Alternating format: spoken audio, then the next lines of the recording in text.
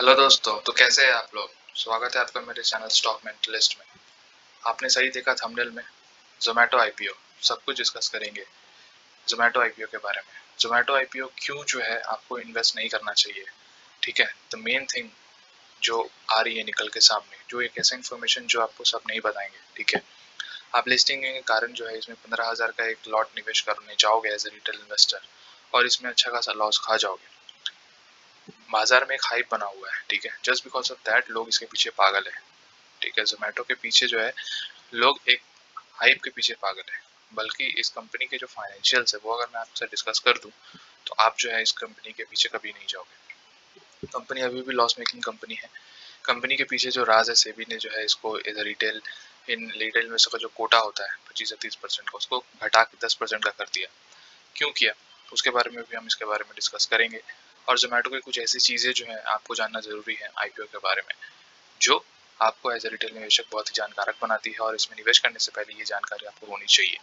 तो चलिए बिना किसी देरी के शुरू करते हैं। अगर आपको मेरा काम पसंद आता है तो आप मेरे चैनल स्टॉक मेंटलिस्ट को सब्सक्राइब कर सकते हो और बेल आइकन को हिट कर देना, ताकि आपको नोटिफिकेशन सही टाइम पे मिले और स्टॉक मार्केट में आप लेट ना हो जाओ। तो चलिए शुरू करते हैं।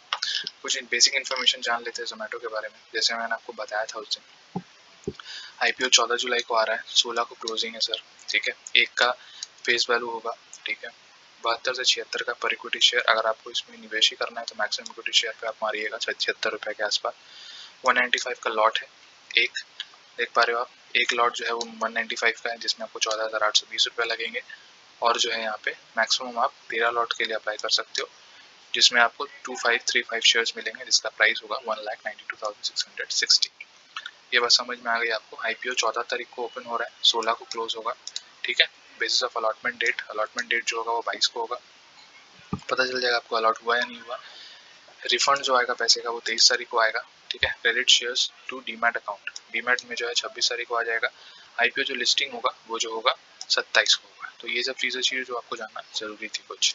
अब हम बात कर लेते हैं कुछ ऐसे फैक्टर्स की। ठीक है, कुछ ऐसे 10 फैक्टर्स की जो कि बहुत ही अच्छी चीज़ निकाली है मनी कंट्रोल ने यहाँ पे, जो कि आपको ये जानना बहुत ही जरूरी है कि कंपनी पैसे क्यों रेज कर रही है ना, कंपनी का क्या मोटिव है यहाँ पे, और ओएफएस कितना जो है यहाँ पे सेल कर रहे हैं, और अल्टीमेटली जो है कंपनी किस चीज में पैसे लगाएगी। जो एक लॉस मेकिंग कंपनी है वो जो है इसमें किस में पैसे लगाएगी। तो आप देख पा रहे हो यहाँ पे पहले जो की चीज आ रही है, 9,375 करोड़ का उन्होंने जो है यहाँ पे पब्लिक ऑफरिंग रखा है, जिसमें 9,000 करोड़ जो है वो फ्रेश इशू है।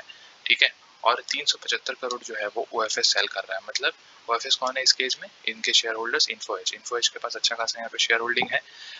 जब स्टार्ट हुआ था जोमेटो तो इन्होंने अच्छा खासा इन्वेस्टमेंट किया था, और कंपनी में जो है अभी जो है ऑफिस के थ्रू जो है ये 375 करोड़ सेल कर रहे हैं। प्रीवियसली उन्होंने 750 करोड़ बोला था, लेकिन फिर उन्होंने आधा कर दिया, जस्ट बिकॉज उनको लगता है कि फ्यूचर में कंपनी अच्छा करेगी तो कुछ देर तक होल्ड कर लेते हैं और फ्यूचर में जाके वापस बेचेंगे।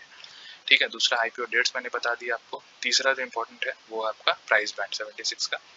लॉट साइज जैसे मैंने आपको बताया किस तरह से लॉट साइज डिस्ट्रीब्यूट हुआ है। ठीक है, मैक्सिमम मतलब एक लॉट लेना है तो 14,880 पड़ेगा, और मैक्सिमम जो है वो 1,92,660 रिटेल निवेशक के लिए। तो और क्वालिटी मतलब परसेंटेज ऑफ स्टॉक्स किस तरह से डिस्ट्रीब्यूट हुए हैं आप देख पा रहे हैं यहाँ पे। 75% जो है यहाँ पे क्वालिफाइड इंस्टीट्यूशन बायर्स को दिया गया है, 10% जो है यहाँ पे रिटेल निवेशक को दिया गया है, और 15% जो है यहाँ पे नॉन इंस्टीट्यूशनल इन्वेस्टर्स या फिर HNI मतलब हाई नेटवर्थ इंडिविजुअल्स को यहाँ पे दिया गया है। तो अल्टीमेटली जो है यहाँ पे सिर्फ 10% रिटेल निवेशक को क्यों दिया गया है, इसको घटा के सेबी ने 10% किया है, नहीं तो वरना ये 25 से 30% जो है यहाँ पे रहता है। समझ रहे हो आप। तो बेसिकली ये क्यों किया गया, just because of the retail investors इसमें निवेश बल्क में ना कर दे, just to gain the listing gain. ठीक है, लिस्टिंग गेन से ज़्यादा जो है इसमें एक्सपेक्टेशन करके, क्योंकि ऑब्वियसली जो है यहाँ पे बहुत ज़्यादा नाम है जोमेटो का, इसका ब्रांडिंग का आपको टेंशन लेने की ज़रूरत नहीं, क्योंकि जोमेटो जो है वो आपको बहुत ही अच्छे तरीके से जानता है, और आप भी बहुत ही अच्छे तरीके से जानते हो जोमेटो को। इसकी बिजनेस भी आप अच्छे से समझते हो किस तरह का ये बिजनेस करता है। लेकिन ये तीन बेसिकली बिजनेस करता है, मैं अगर आपको बता दूं। एक बेसिकली जो होता है वो यहाँ पे जोमेटो जो है एक प्लेटफॉर्म कनेक्ट करता है between the customers and the restaurant delivery partners. ठीक है, ये एक बिजनेस हो गया। और दूसरा जो बिजनेस आता है इनका कि customers is use to search and discover restaurants, read and write generated reviews and write upload photos. ठीक है, order food and delivery like this and that. दूसरा जो इम्पोर्टेंट इनका जो बिजनेस आता है वो आता है यहाँ से कि ये जो है फार्मर से डायरेक्टली माल उठा के अपने रेस्टोरेंट पार्टनर्स को देते हैं ताकि जो है यहाँ से भी वो कुछ रेवेन्यू जनरेट कर सके। और तीसरा जोमेटो प्रो का मेंबरशिप आपको पता होगा, जिसके कारण जो है लोगों को कुछ अच्छा खासा ऑफर्स और सेल ये मिलता है, डिस्काउंट्स मिलता है, तो वो भी एक इनका रेवेन्यू जनरेट करने का तरीका है। तो 3 तरीका मैंने आपको बता दिया। तो company basically loss making company है, just because of that SEBI ने जो है यहाँ पे परसेंटेज जो है 10% कर दिया है। और ये चीज़ इंपॉर्टेंट है यहाँ पे।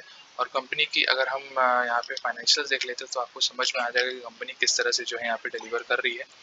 आप देख पा रहे हैं यहाँ पे रेवेन्यू फ्रॉम ऑपरेशंस अगर हम देखेंगे ईयर ऑन ईयर 19 की इकोनॉमी में, 20 की और 21 की, तो आप देख पा रहे हो ईयर ऑन ईयर जो है 13,000, यहाँ पे अगर हम देखोगे 13,125 मिलियंस में सारा फिगर है रेवेन्यू। और फिर जो है 2020 में जो है 26 मिलियन का हो जाता है, जो कि बहुत ही अच्छी बात नज़र आती है, 26,000 मिलियन। और फिर जो है यहाँ पे मार्च 31 2021 का अगर हम डेटा देखें तो ये 19,937 मिलियन हो जाती है। ठीक है, टोटल अगर हम यहाँ पे एक्सपेंसेस की बात करते हैं, एक्सपेंसेस भी देख पा रहे हो आप किस तरह से जो है यहाँ पे बढ़ी है, 36,000 मिलियन से यहाँ पे 50,000 मिलियन एंड देन 26,000 मिलियन। तो इसी के अगर कंपैरिजन में हम यहाँ पे रिटर्न देखते हैं तो किस तरह से लॉस हुआ आप देख पा रहे हो यहाँ पे। लॉस भले ही इस ईयर कमा है मगर स्टिल कंपनी लॉस में है। 2019 का अगर हम लॉस देखें तो 10,105 मिलियन, 2020 का देखें तो 23,856 मिलियन, और फिर अभी करंटली देखें 2021 का तो 8,164 मिलियन। तो कंपनी जो है यहाँ पे क्या कर रही है, कंपनी जो है यहाँ पे लॉस में है।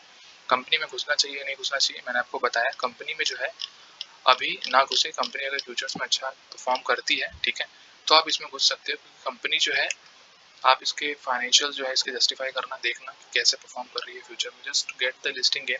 आप सिर्फ लिस्टिंग गेन के लिए जो है अगर आप यहाँ पे जा रहे हो तो हो सकता है जो है यहाँ पे ये अगर मार्केट अभी अच्छा जा रहा है कि अच्छा भी कर जाए और खराब भी कर जाए, मगर एक लॉन्ग टर्म इन्वेस्टर्स के लिए इतना पैसा लगाना 15,000 रुपये, वो भी एक स्टॉक में जो स्टॉक ऑलरेडी जो है यहाँ पे अच्छा परफॉर्म नहीं कर रहा है, ऑलरेडी जो है उसके फाइनेंशियल्स अच्छे नहीं है।